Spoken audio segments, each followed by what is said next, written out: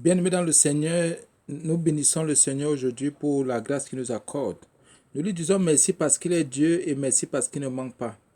Seigneur, je remets ce moment entre tes mains, soutiens, nous garde, nous relève, nous, parce que tu es Dieu. Merci pour la puissance de ta parole. Seigneur, nous te disons merci parce que nous savons que nous sommes dans les derniers temps et tu dis à ton peuple de se repentir. Pour la gloire de ton nom, merci encore. Bien-aimés en Jésus, nous voyons la repentance. Matthieu 4, 17. Jésus dit de se repentir. Quand il commençait à prêcher, il dit, repentez-vous, car le royaume des cieux est proche. Aujourd'hui encore, avec les temps que nous vivons, nous devons nous repentir.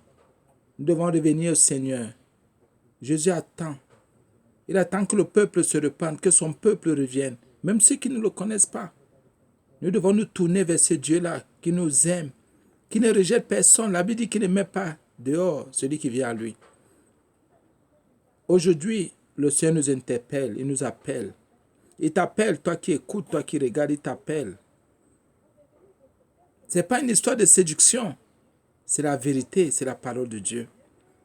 Nous devons nous détourner de nos mauvaises voies pour nous tourner vers le Seigneur. Nous devons nous détourner de nos convoitises pour nous tourner vers le Seigneur. Le monde se perd.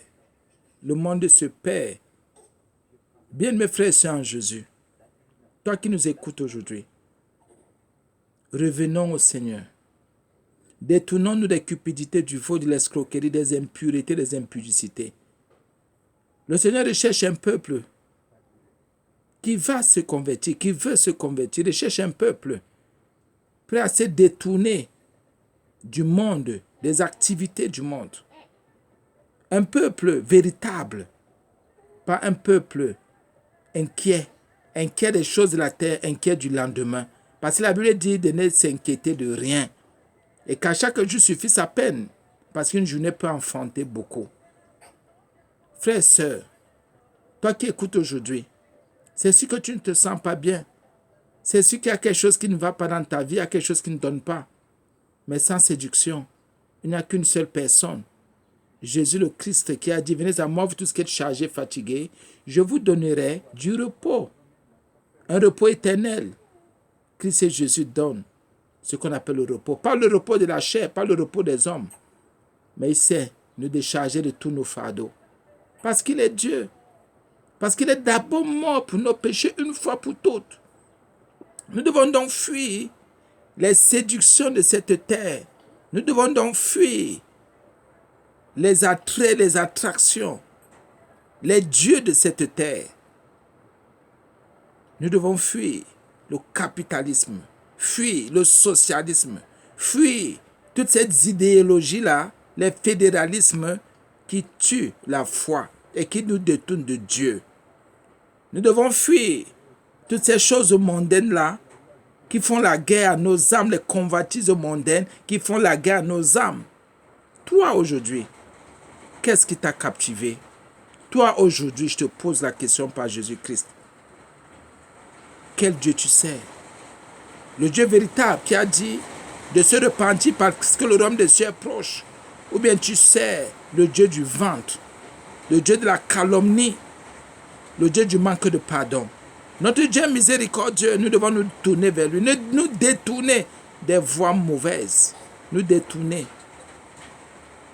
de ce que nous confessons qui n'est pas de lui. Frères et sœurs en Jésus, soyons bénis encore. Réfléchissons, examinons nos propres voies. Sommes-nous prêts? Et s'il revient aujourd'hui, serons-nous enlevés? S'il revient aujourd'hui, resterons-nous sur terre? Que recherchons-nous? L'enfer ou le paradis? Jésus le Christ sauveur ou alors le diable, le séducteur, l'accusateur des frères, la vie mondaine et charnelle? Mon frère, ma soeur en Jésus, que la puissance de Jésus-Christ t'accompagne. Sa rédemption est là. Sa rédemption est là. Il est prêt à sauver tous ceux qui veulent se donner humblement, simplement, sans tromperie, sans ruse et sans séduction. La parole de l'Éternel est puissante et forte. Ne dis pas que mon problème est grand et fort. Ne dis pas que mon péché est trop grand. Non, parce que Dieu même, par Jésus-Christ, a su traiter la question du péché. C'est pour ça que Dieu a tant aimé le monde qu'il a donné son Fils, afin que quiconque croit en lui ne périsse point, mais qu'il ait la vie éternelle. Mon frère, ma sœur en Jésus, sois béni aujourd'hui. Reçois cette vie dans le nom de Jésus. Reçois cette vie et que cette vie te permette de grandir, d'avancer, de croître. Que la puissance de Jésus-Christ t'accompagne. Que la miséricorde de Dieu soit dans notre vie. Que Christ seul soit glorifié au nom de Jésus. Amen.